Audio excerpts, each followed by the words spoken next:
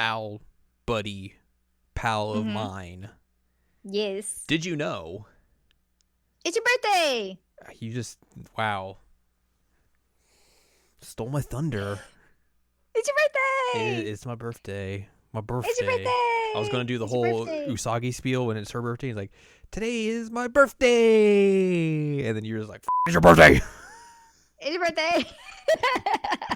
It's true. Hello. Welcome to the very special birthday edition of the Seasonal Anime Checkup OVA. It's episode 110, which is also your birthday. 110 is my birthday. 2 birthdays in It's one. past. Nice. It's a podcast where we have conversations about video games, anime, and manga. Hello, I am Jared. 1 year older, joined as always by Doc Al and Ladium. Hello. Also 1 year older. It's true. So, of course, it's a birthday podcast. So, hello, welcome to, we're doing things different. Welcome to our wrestling podcast for the week. We're going to dive right into all the weekly shows. First up, I know you watched all 3 hours of Monday Night Raw this week. What did you think? I hate you so much. All right, we'll scrap that. We'll welcome back to our regularly scheduled edition of Jared and Al Watch Tiger Mask W, everyone's favorite professional wrestling anime. Can you believe what Tiger Mask did this week?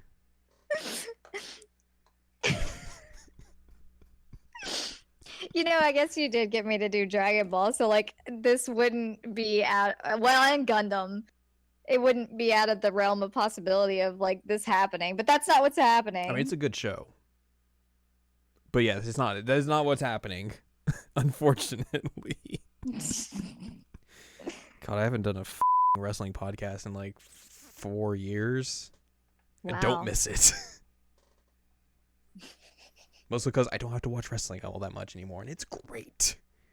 Nice. That I don't have to watch. Not that I like wrestling. Well, that's a different conversation for a different time. Yes. Different conversation. We were strapped for ideas like we usually are. You make it sound terrible. we were thinking on the ideas that we had in the books, and then decided to go something completely different. It's true. I mean, you came up with this idea. My other idea was that I didn't tell you was just gonna be like, what if we just gushed about Love Live Sunshine for like an hour, which we could have done. I would gush about Love Live Sunshine for an hour, definitely. It's true. But you came up with the idea that what if I talked about my senior seminar project? Because we kind of gone in this path before. Because you talked about your dissertation on here. You talked about like specific bits of it, and that's just this is how we roll sometimes. We have these like cool discussions about academic power hour. Yeah, the academic power hour. We're both academics. It's true. It's just it makes it sound like it's like a weird friggin' alcohol game. I mean, did you not see my Noah Webster rant earlier? That's true. Like, this is who I am as a person. It's great. So if you want to, anytime we get academic here, you take a shot, and then by the end of it, you're probably dead of alcohol poisoning. Yes. So don't do that. No. But yeah, we're gonna talk about that. Which I kind of haven't really thought about in a little bit, but I do kind of need to think about because I gotta submit it for some conferences. Nice. Which I just gotta get around to doing. But for my senior seminar like class, like we had this the crux of the class was it culminates in this big project that you do over the course of the entire semester, and essentially we had different choices of what we could do. So like you could do like a big old book review if you wanted. You could create some like community service type project. I'm trying to think of what else, like what other people did. Some type of creative project where there's like writing a story or something like that, or like you could create your own, like as the I think the description titled it like create your own dream course. And for me, that was kind of the easiest route in terms of like what I would want to do. Like obviously I'm not like gonna sit here and tell you like, oh man, I can't wait to be a teacher. I don't know why I got a southern accent there, but like, yeah, that's Teacher. not really in my cards unless something happens. But like, that's not really exactly what I'm going for. But with the type of things that I like and like the ways that I could kind of parlay what I do as a writer into like seeing what's out there in academia, this is kind of the easiest way to that. Do that. To that.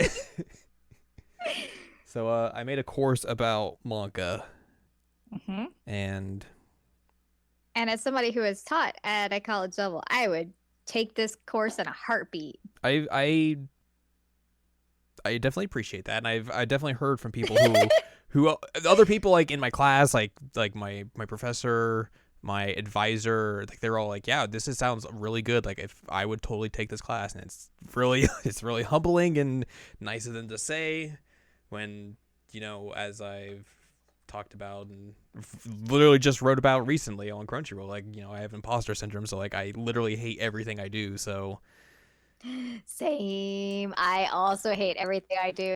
I love everything you do, though. You do great stuff. And the exact same for me as well. So I'm always like, oh my god, my friend Jared, he's so talented. I'm like, wow, Al is like way smarter than I could ever be. She is super talented. Holy crap.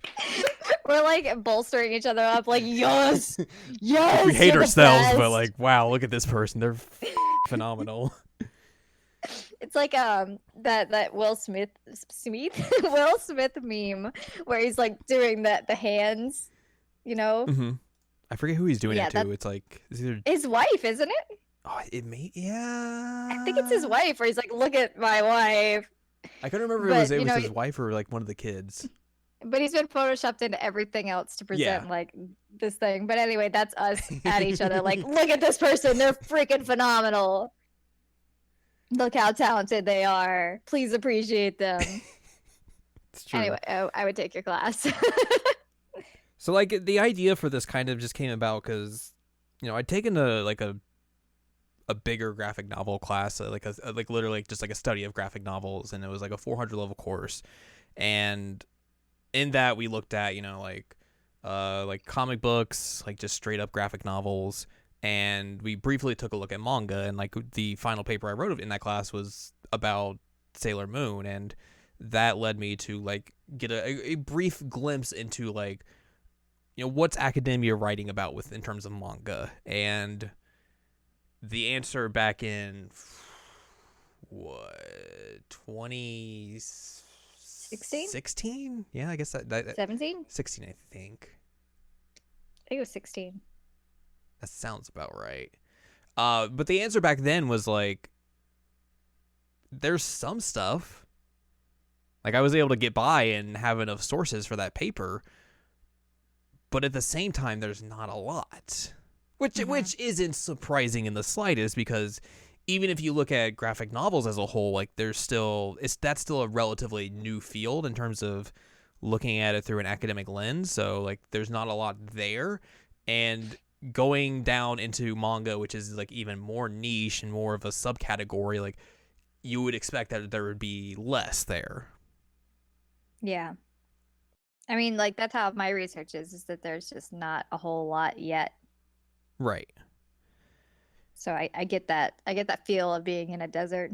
So basically, that was kind of one of the things I wanted to see is like, okay, what are people writing about in terms of this subject? Like, has things improved over the last 2 years? Is it any better or worse, or is it still more of the same? And I feel like it's kind of like there's people, obviously there's writing stuff constantly and newer stuff is being published, but for the most part, it is still kind of more the same, where it's a very niche market. It's very slim pickings, and it's going to be hard to find articles for even specific topics. Like I took a comics class last year as well, and like the final paper I wrote about Dragon Ball, the manga, and even something as popular as that, you would figure, oh, there's probably some stuff about Dragon Ball out there, and there's not.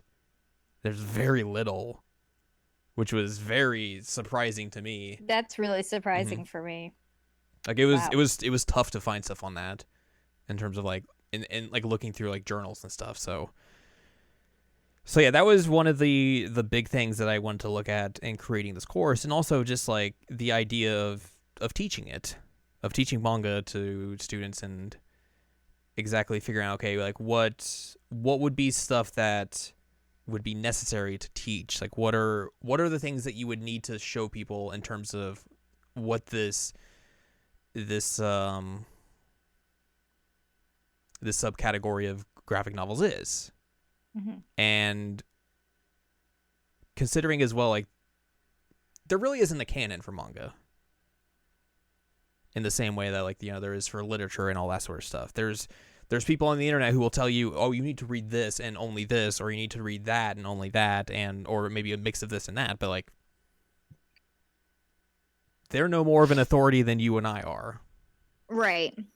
We might be more of an authority than they are, actually. So trying to figure out, okay, what titles do you need is pretty tough. Yeah. And the way I kind of did that was by like splitting everything up into genres. Categories. Yeah, genres or categories, because manga isn't specifically one thing. There are so many different specific instances of genre in manga, just like with everything else, obviously, that I think in order to encompass all, or just even teach manga, you have to let people see a wide variety of it. Mm-hmm. And I feel like that's one of the things I wanted to do with this course, is like give people that big, wide open variety. Like, okay, you might have a preconceived notion of what manga is. Well, here is how it actually is, and it's a lot of different stuff. So the subcategories or genres that I kind of chose were historical manga, which I feel like that's very important, that you need to like kind of create like a baseline of like, okay, here's like an early form of the medium, and throughout the course of the semester, you'll see how it's evolved and taken shape throughout the years. So for the historical manga that I chose was Astro Boy, which is just kind of, that seems, if anything, that's a given. Mm-hmm. If I you're agree with you. teaching manga, you're going to teach Tezuka, because he's pretty much the guy who basically made this medium Like into a invented the thing. genre. Yeah. Just because he he liked Disney, and he was like, oh, I'm just gonna ape that. Yoink. So essentially, like, that's your starting point. It's like, okay, well, here is one of the key pieces of the medium that made it explode in Japan post World War II and everything. So let's start here. And then afterwards, it kind of just goes wherever the whims of fate take me. After that, I go to shonen, because obviously shonen is a huge proponent of manga and Japanese art in general. The piece that I picked for that is Full Metal Alchemist, because I think that's a well-told story. It's really great in terms of just writing, characterizations, all of that. I guess it's also worthwhile to mention as well that, like, you can't teach manga and also have people read an entire series. Correct. That's definitely worth mentioning, because there's a couple series that we won't talk about that, like, we picked. I say we. You picked, and I, in some instances, gave input. Yeah, because a lot of this was just like me, like, coming up with ideas and be like, hey, what do you think of this? Because you were basically the one big person outside of like my advisor that I was like bouncing ideas off of all the time, and like seeing like, oh, do you think this is a good pick? Do you think what do you think between these two, and all that sorts of stuff? So you were a huge help in the construction of this. Yay, thank you. But like I was saying, like, it's essentially impossible to teach a course about manga and also be able to have students read entire series at the same time, because it's just physically not possible. If even if you wanted to read all of Astro Boy, like, that could take the entire semester, and that would just be a course on Astro Boy. Like, that's not going to teach you all about the ins and outs of manga. So it's a little challenging, and for me, kind of getting around that was like basically taking the first volume of a specific work and looking at that. Obviously, you're not going to get the whole story. You're getting just the beginning parts of it. But for the most part, most of these First volumes are pretty encompassing.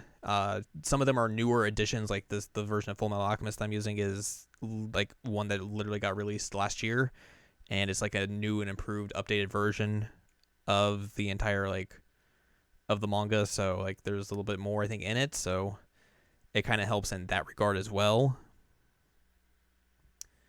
But like I feel like these all kind of give like a good taste of like, okay, what's the story going to be? Who are these characters? And like why would it be representative of the specific genre? Yeah, why does it matter, Mm-hmm. essentially, is like what you're getting at here. Because, like, you know, you're not just picking these all willy-nilly. Right. That's not how it works. And so, like, there's a reason you specifically pick all the ones that you pick. And so by giving like a snippet of an arc or whatever, then you're like, okay, this is why this specifically matters. Mm-hmm. Let's talk about that. Right. Exactly. Following shonen, what better way to parallel that than by looking at shoujo? Yeah. And the work I picked for that is Kimi ni Todoke, which is it's more recent form of shoujo, but like it basically hits the genre key points that you would figure. So I figured that would be like one that would totally work. And basically, like for this, like you kind of have a wide gambit of like shoujo that you can go with. And another interesting thing about this entire course is that it's something that people kind of may not think of, is that if you're creating a course, you need to have, and especially if you're teaching this to people who don't know Japanese, which is basically kind of what it's aimed at, is that you need legal versions of all these works.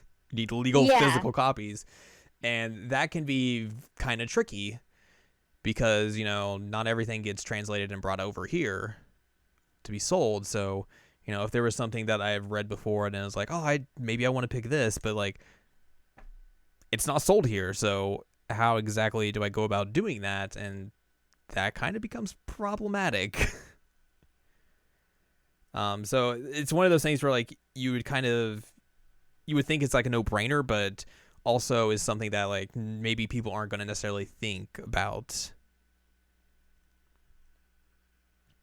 Kind of piggybacking off of shoujo, I go straight into the 4 Koma comedy genre, and with that I chose Monthly Girls Nozaki-kun just because it's essentially a parody of shoujo. So it's definitely a work that you would kind of have to like, okay, you need this first, and then you could understand why this comedy works, because it's basically parodying all of these tropes that we just read about and knocking it out of the park. Well, it's so good. Also just a great work in general. And then just continuing on, you move straight into Maho Shoujo, or Magical Girl. And obviously, like, if you're reading Magical Girl stuff, you're reading Sailor Moon.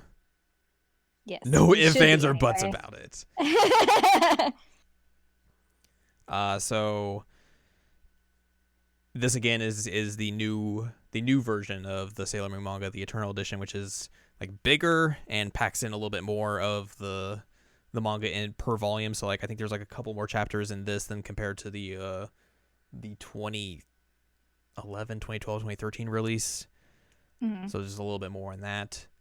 One of the interesting things I would do like I have on the syllabus that I'm looking at that I created is specifically for Sailor Moon, is that manga and anime have a weird history in the United States, particularly in the 90s. So one of the things I would definitely look at in terms of like Sailor Moon specifically is that, okay, what did this series look like when it first came over to the United States? Whew, I read that version. Yeah. So like one of the classes would literally be just like, okay, we're going to talk about, what we read, but also let's take a look at the very first chapter of Sailor Moon from when it first originally came over here, when it had the Americanized names. They mirrored everything so it could be read from from left to right instead of right to left.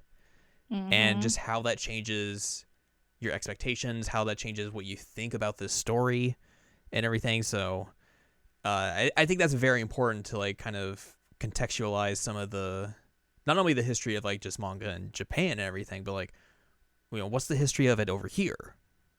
And that's not even getting into like the arc with like, I mean, I guess they didn't do a terrible job with the latter arc. They did with the anime, but not with the manga. But it was still some weirdness. Right. But then you get to the point in the later part of the mangas where it's like, we're just gonna stop translating people's names and like give them the same name that they had. Which is bizarre. It is, because it's like all these Americanized names, and then like you still have Japanese names sometimes. You're like, oh, okay, cool, sure. They got lazy. But yeah, that version is wild. It really is. And I think that would be such a cool class though, to like look at the comparison between the two, because I mean, really, meanings change and ideas change when you change like the names and what's going on in there. And I mean, even just like stupid stuff like I was trying to think of what they called. I'm blanking. It doesn't matter. Anyway, it's a weird version. I will say that right now. And even, that's the version I started with. And even something as simple as like, how does mirroring the art change it? Yeah, because that was one thing that we were looking at. Like, I would send you like shots of it, and you're like, "Oh, weird," because it's just mirrored. Mm-hmm. And it took me a while, because I am somebody who actually does read manga, to like get used to reading it normally. Right. Because I'm like, oh god, what is this? I don't read manga like this. But that's just how they did it. Well, yeah. I mean, there was obviously some that was coming over that was, the right to left style, but in order to break into that mainstream market, like, they were definitely making it so like, oh, let's make this so it's red left to right.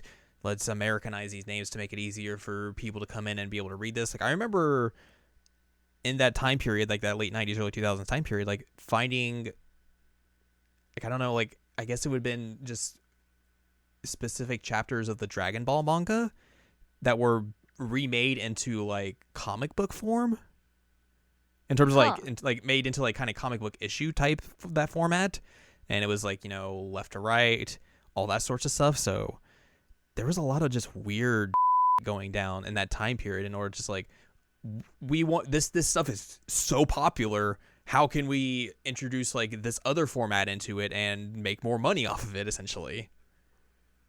Yeah, I mean, it's... Why do I keep blanking on what I'm going to say? You're sick? Yeah, okay, fair. It was just a matter of making it accessible in a way that, like, American audiences were not scared of it, right. Essentially. And it worked, because now you can actually buy books in their mostly original format. Mm-hmm. So, I mean, it was kind of like a weird transitional period in order to make it accessible. Totally. And now it's like, okay, cool, things are fine now. Maybe don't like, what was Usagi's name? Serena? Mm-hmm. Which, yeah, okay. Which is that's just them going off of the how they changed the anime. Mm-hmm. So going off of Mahou Shoujo, we would go into seinen, which is basically like the more adult version of shonen. Yes. And of course, for that, you got to go JoJo. JoJo. Specifically, I went with the first part, or the first volume of Battle Tendency. Mm-hmm. Which we discussed this one for a bit. Which version to use? Because like it was mostly a choice between like, do we go Battle Tendency or Stardust Crusaders? Yeah. And I feel like the first bits of Battle Tendency are like, they capture more of that weirdness of JoJo more than the first bits of Stardust does. So like, I think that would be a little bit more easier for people to understand. But like, you could go either way on this. But yeah, it just basically came down to like a matter of preference on this. But in terms of like just the genre in general, like JoJo is easily like a key factor in this genre. So like, it made the decision just very easy. Yeah, and I mean, Battle Tendency is great, so True. There's that too. Uh, and then moving on from that, we go into slice of life, which is kind of a complete departure. Yeah. And then for this, like, there's obviously so much you can kind of go through with slice of life because there's so much that can be kind of classified technically as slice of life. But I went in a kind of different direction with this and picking a title that's not localized here. So I picked up the first volume of Joshi Kase, and one of the interesting things about this series is that there's no text in it. There are no dialogue bubbles. There's nothing like that. The story is just told through panels and art. Huh. So even though like it's a series that's not been localized over here, you can still read it and see exactly like what the author's going for with it. It's still visual storytelling. And also you kind of get into the whole dynamic of like, how does this story or this manga, this form of graphic novel, not having dialogue bubbles or text of really any kind outside of maybe like signage in the backgrounds or something like that, like how does that disrupt the entire formula in terms of like how a person reads it, how they ingest the story, how does it change basically the entire formula for how you read comics, graphic novels, manga, all that. Mm-hmm. And that's a very interesting question to ask, and I think this kind of this series really gets at the heart of that, and I think it's a very interesting thing to look at. And then after that, we go to Josei, which is the more adult version of shoujo, and with that, I picked Chihaya Furu. Just because like Josei is kind of like one of those genres that I'm not super familiar with, and I was familiar with Chihaya Furu, so I was like, okay, well, people kind of classify that as this, so let's go with that. And interesting enough, like you could kind of also from Chihaya Furu get like, you could talk a little bit about how sports manga works, because this kind of follows that same formula a little bit because of the material it's using, but yeah,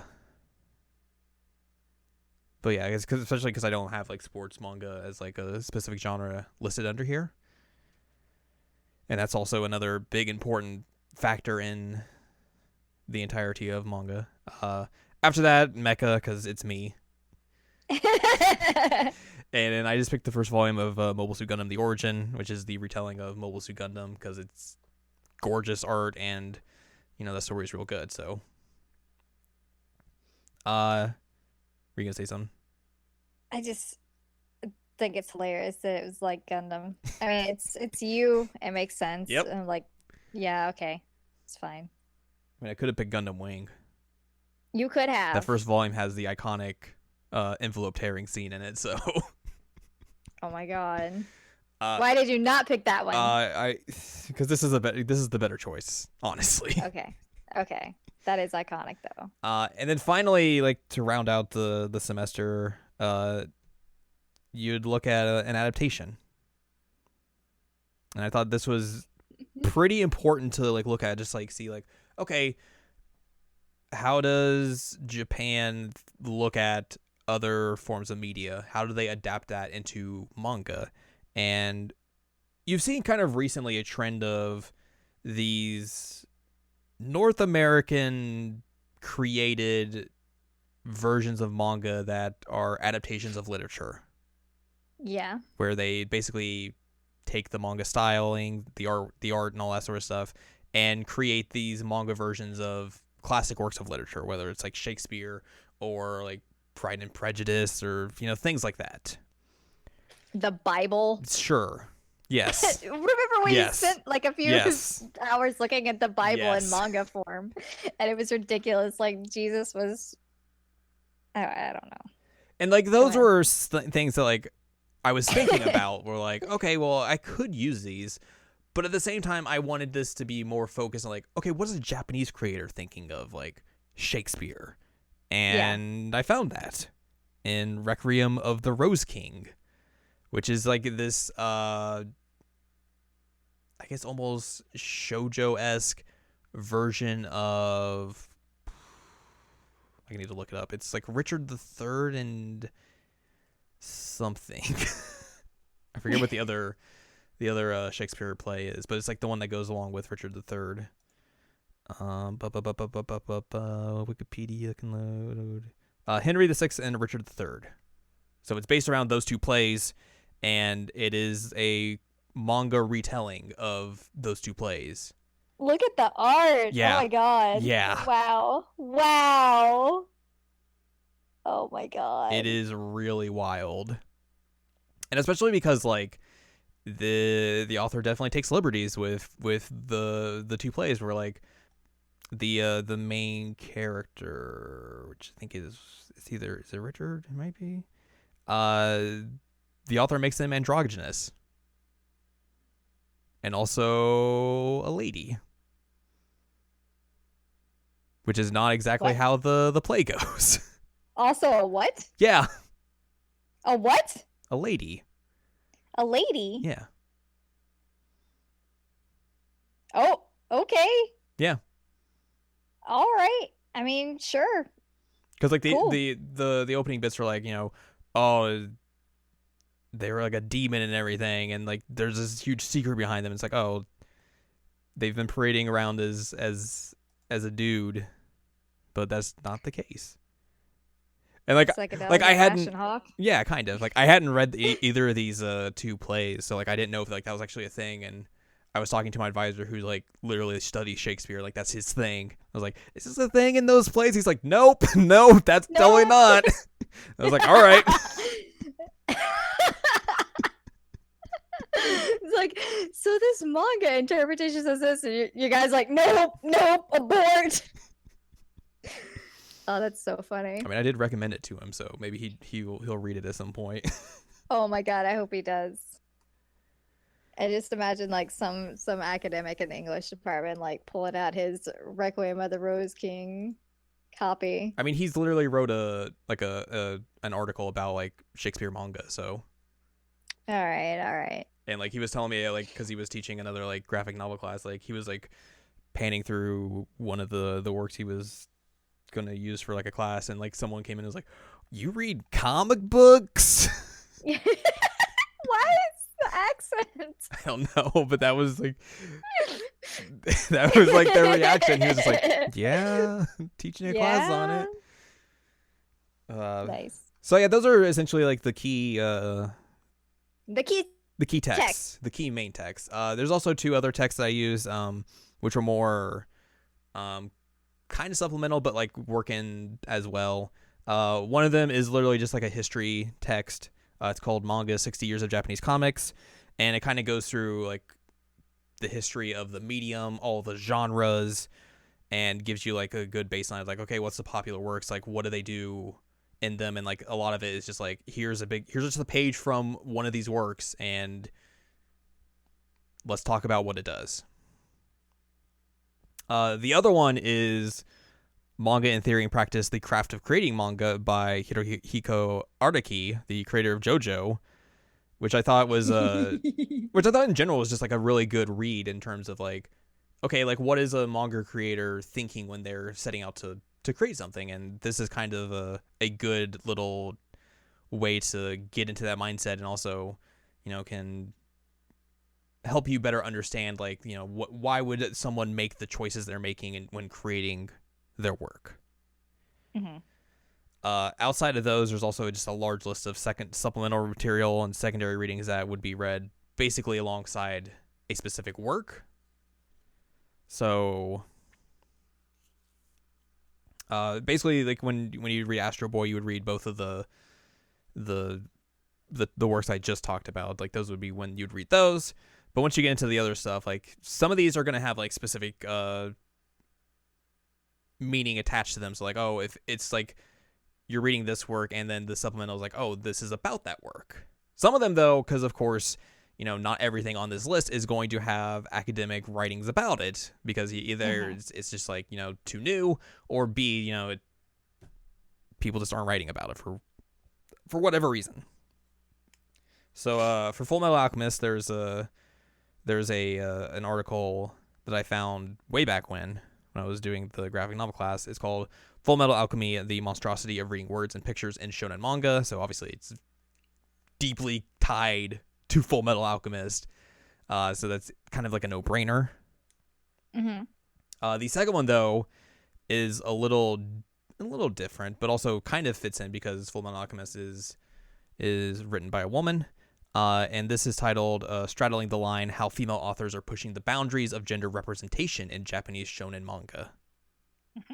So once again, fits in because it's, about shonen manga. And that's like a lot of the ways that like I kind of try and fit in. If it doesn't attach to a certain work, like try and make it fit into the genre. And if it doesn't fit into the genre, well, just here's some weird history piece about manga or just something strange about the medium that is just interesting, I guess.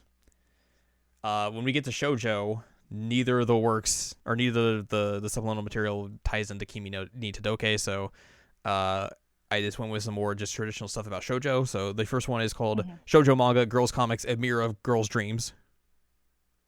Is that the one I sent you? That might be the one you sent me. Because that one's really good. And then the second one is titled Nuclear Disasters and the Political Possibilities of Shoujo Manga, A Case Study of Works. Which is just like, all right. The 4-Koma comedy section literally has nothing tied to comedy manga because I could not find anything about either 4-Koma or comedy manga that was like generalized, so which is a bummer. But the two things I have for it, like I feel like are interesting in how they work. Like the first one is literally called The Use of Translation Notes in Manga Scanlation. Which in general a lot of manga you're going to read is going to like potentially in the back like, okay, well here's the translation notes of like, what this word means or what this phrase means. Like like the new Sailor Moon ones have some interesting translation notes, like here's what a VCR is. Yeah. It's like oof. And then the other one is called The First Japanese Manga Magazine in the United States, which is about when Shonen Jump was gonna have like their like its own US version of the magazine in the year 2005, right about when everything was about to bust. So I think that's a really interesting period piece, especially because like the way the piece is like talking is like, oh man, this is gonna change the entire industry. It's gonna be so amazing. And then you look at it now and it's like, whoo, buddy. Yeah. When we get to Sailor Moon, one of the days for that class would be like, hey, like this ties into one of the assignments is like where you'd watch Sailor Moon as the movie and read the version of it from the manga Sailor Moon Short Stories 2, Princess Kaguya's Lover. But in terms of supplemental material, there's two, and then obviously this is also ties into the US release of Chapter 1, which we talked about earlier. The supplemental materials though would be for Sailor Moon. The first one is Magic, Shoujo, and Metamorphosis, Magical Girl Anime, and the Challenges of Changing Gender Identities in Japanese Society, which is very much in line with like what Mahou Shoujo is. And then the second one, also kind of in that same vein, Prince Charming by day, superheroine by night, subversive sexualities and gender fluidity in Revolutionary Girl Utena and Sailor Moon. Which pretty on par with that series. Yeah. I feel like some of the more interesting ones I found were with regards to JoJo, which is very interesting. One of them is literally called High Comics Art, the Louvre, and the Bande Dessinée, which is just the French word for comic books. And it goes into this, it kind of challenges the idea of graphic novels and comics being considered low art.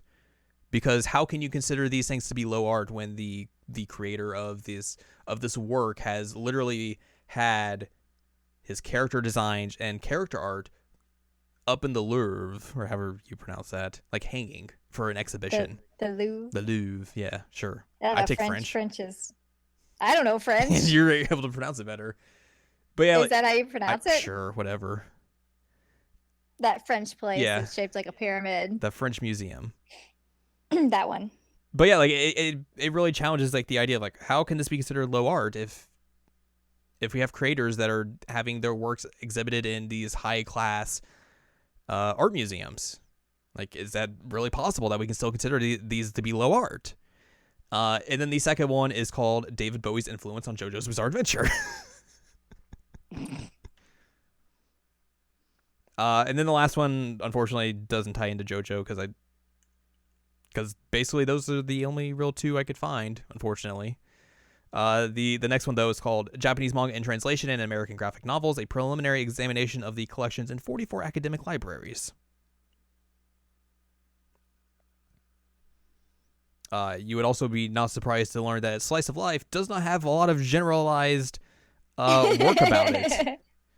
I'm not surprised. So the two for this I have are called Books Not Comics, Publishing Fields, Globalization, and Japanese Manga in the United States. So more of like just here's what the medium has done in the US. And then Adapting the Medium, Dynamics of Intermedial Adaptation in Contemporary Japanese Popular Visual Culture. So more just like here's about adaptation of manga and bringing it over. Josei, I had to go a little weirder. Well, not weirder, but just like kind of outside the box. So the first supplemental material I have is called Shoujo and Adult Women, a linguistic analysis of gender identity in manga, which you could kind of tie that back into some of the Maho Shoujo bits we talked about as well. And then the second one goes into Josei, but not in terms of manga, but it's called Josei Drama in Japanese Television's New Woman. But since it's like kind of technically about Josei, it kind of fits. Mm-hmm. Mecha, there's some stuff about Mecha. A lot of it, though, more was like, hey, you want to talk about building Gundam robots models? And I was like, no, not, I mean, yes, but not particularly right now. Yes. Of course you do. So the first one I have is A Brief History of Japanese Robophilia. The second one is called Imaginary Warriors Fighting Robots in Japanese Popular Entertainment Performance. And then the third one is called The Sweet Smell of Japan, Anime Manga in Japan and North America. That sweet smell. And then the last one is about adaptation. The first one is called Shakespeare Manga and the Pilfering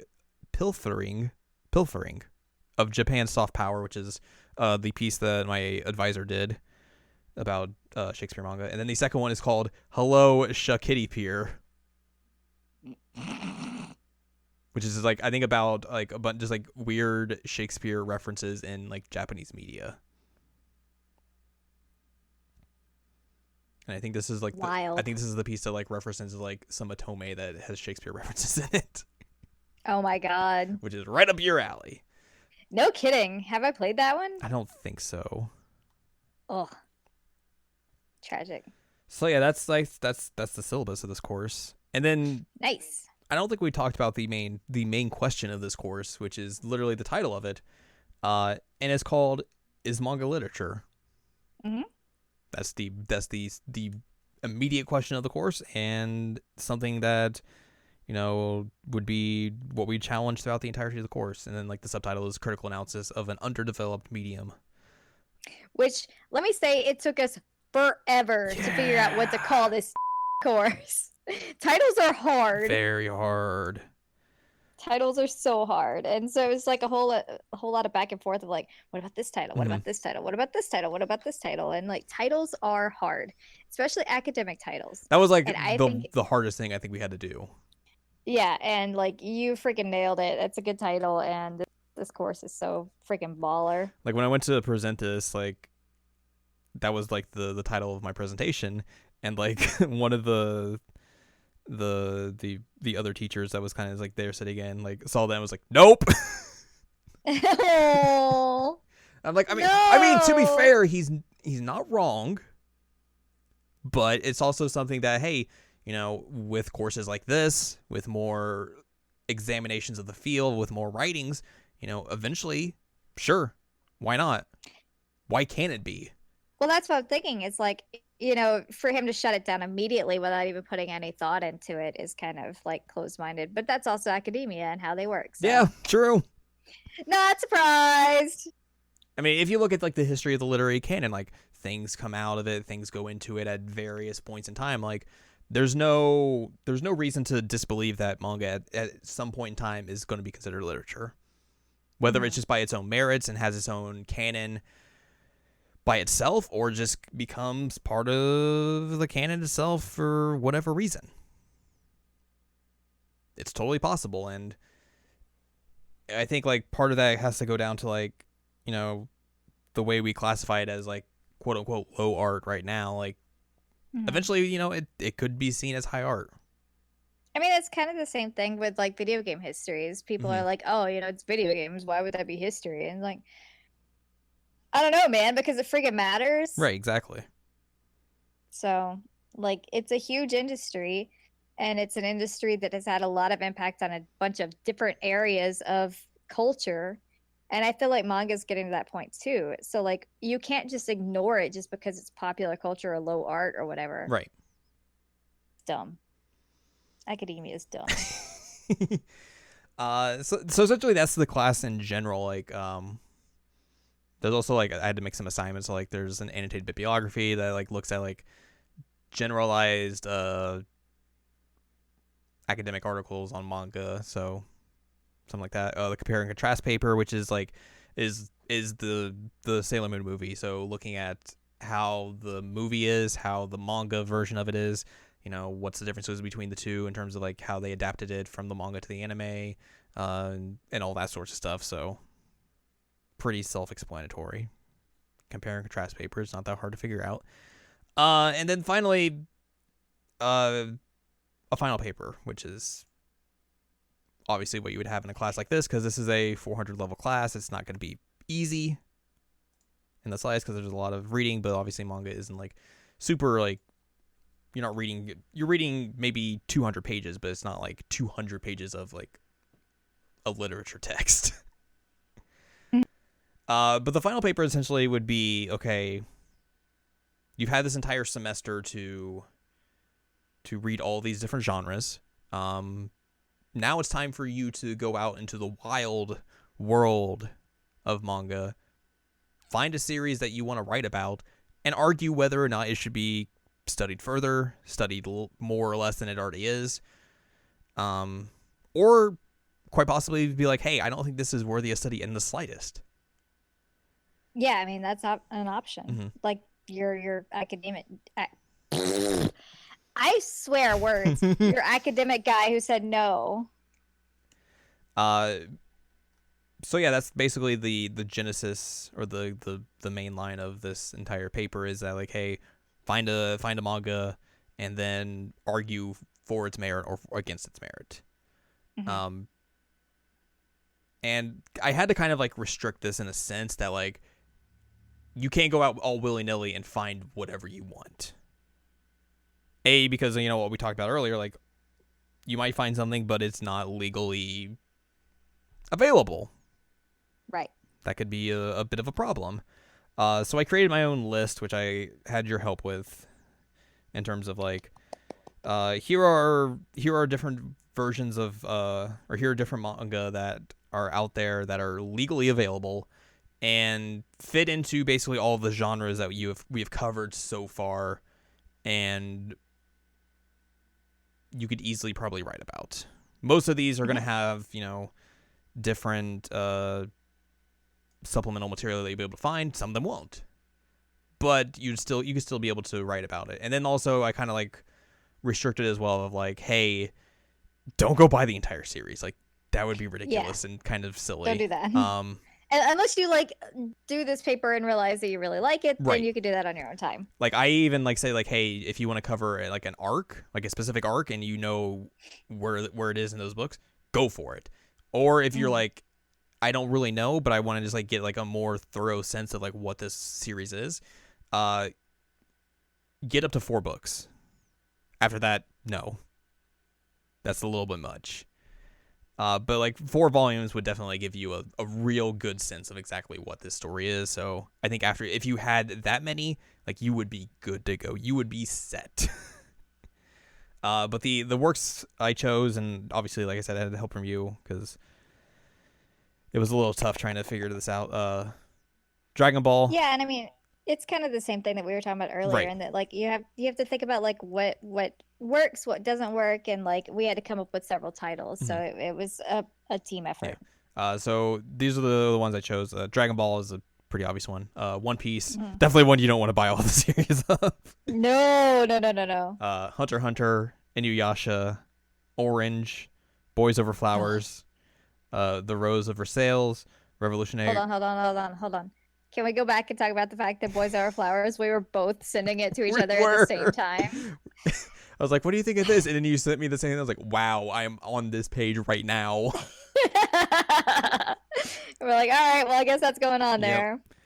It was just such a phenomenon. Anyway, continue. Revolutionary Girl Latina, Card Captor Sakura, Puella Magi Madoka Magica, Cutie Honey, Haven't You Heard I'm Sakamoto, Yes. Crayon Shinchan, Pop Team Epic, Yes. Berserk, Akira, Princess Jellyfish, Paradise Kiss, K-On!, Nichijou, Neon Genesis Evangelion, Ghost in the Shell, Lupin the Third, and Speed Racer.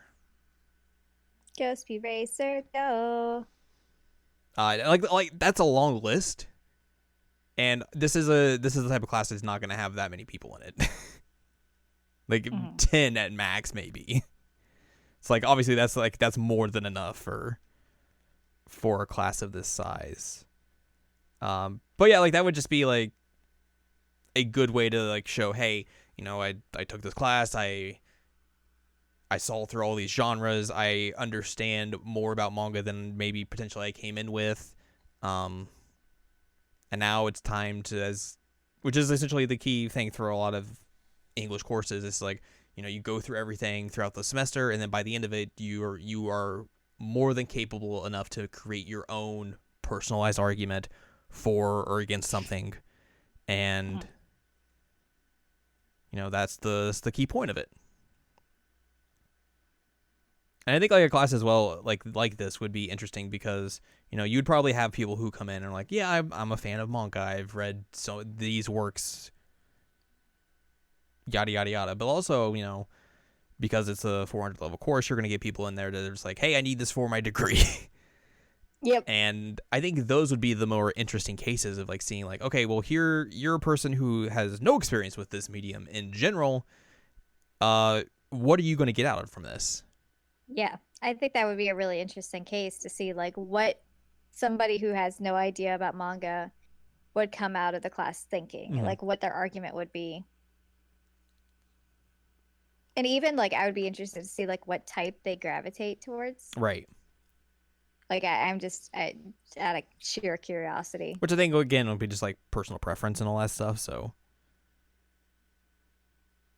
Yeah, totally. But at the same time, yeah, I completely agree. Like, it'd be incredibly interesting to see.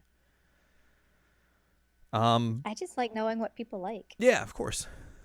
But yeah, that's basically the gist of the course that I created. Yeah, it sounds so cool. It was a lot of work. It was like I said, like basically an entire semester worth of work. But yeah, people seem to like it pretty well, so that's cool. I talked to my professor of the course I took last semester, kind of be like, okay, what should I do with this?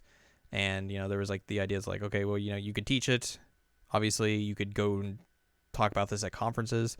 But he also gave me like an idea of like, well, if you're going to pursue this further, like, I think the one thing you're going to have to tackle is canonization. Yeah. And he gave me like a book that's literally like, this is about canonization and like how it works and everything. So like, if you're going to do that, you need to read this book. And then once you've done that, like, you could go ahead and try and tackle that. So like, it's an interesting potential route. But yeah, obviously, like, I don't know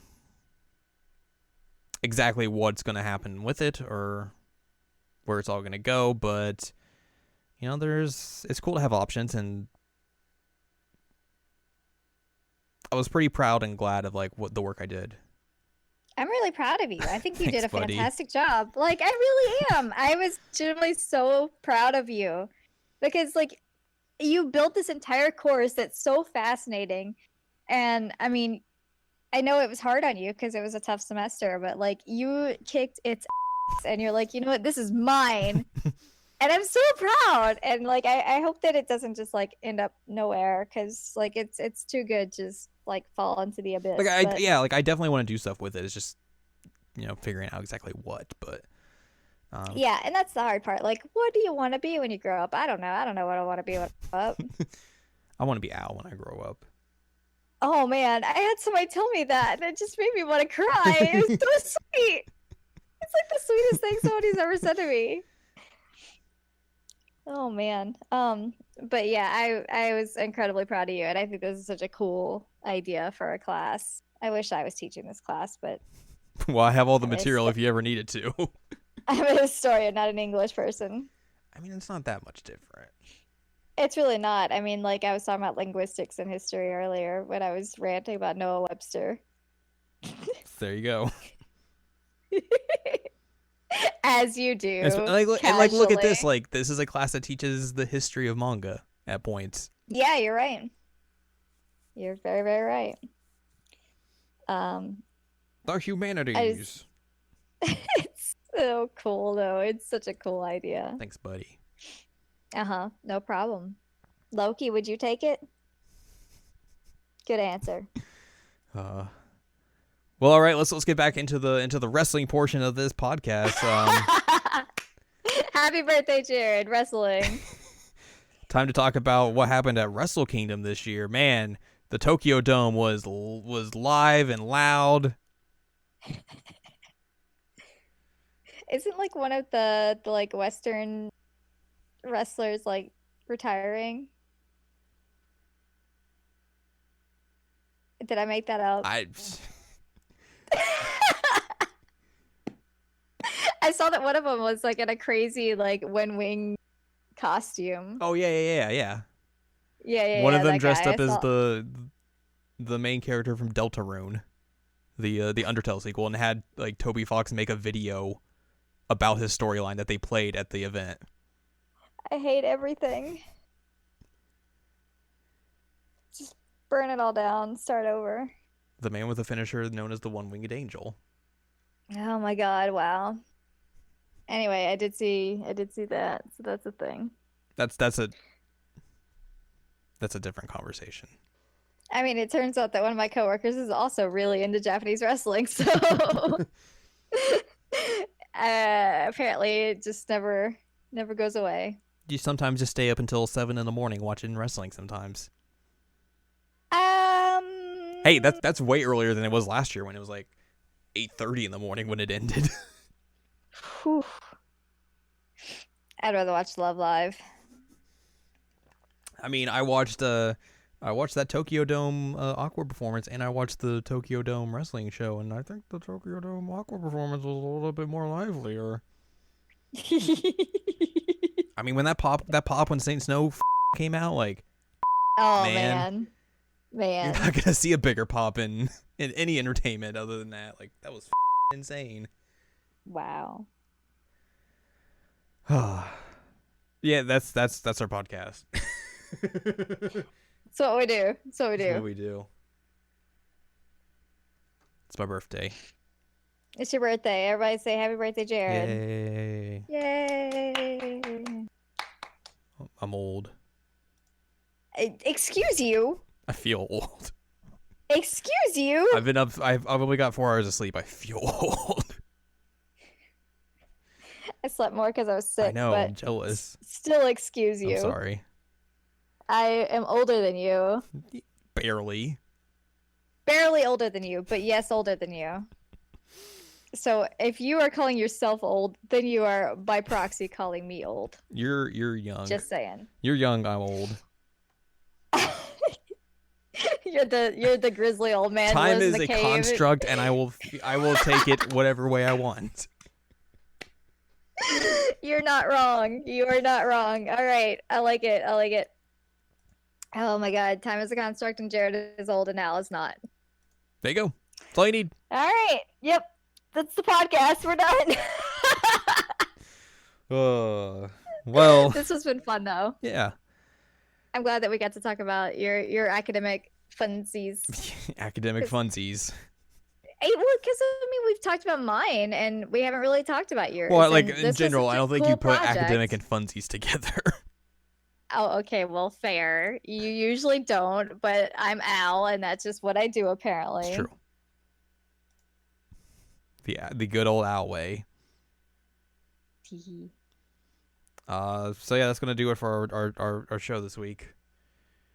If you'd like more from us, go to seasonlanguagecheckup.com or sac.cool. If you'd like past episodes of this podcast and other podcasts like the Season Language Checkup and Jared Now Watch, you can find columns and reviews on the site as well. If you'd like more from Anladium, go to anladium.com. She's got columns and reviews. You can follow us on Twitter, twitter.com/animecheckup. And you can support us on Patreon, patreon.com/SACOVA. Next week, we'll have something. Yep. I don't know what, but something. It's going to be something. So we'll talk about something. That's what we do. It is what we do. But yeah, we'll figure it out. That's what we do. Join us next week. For something. Yeah.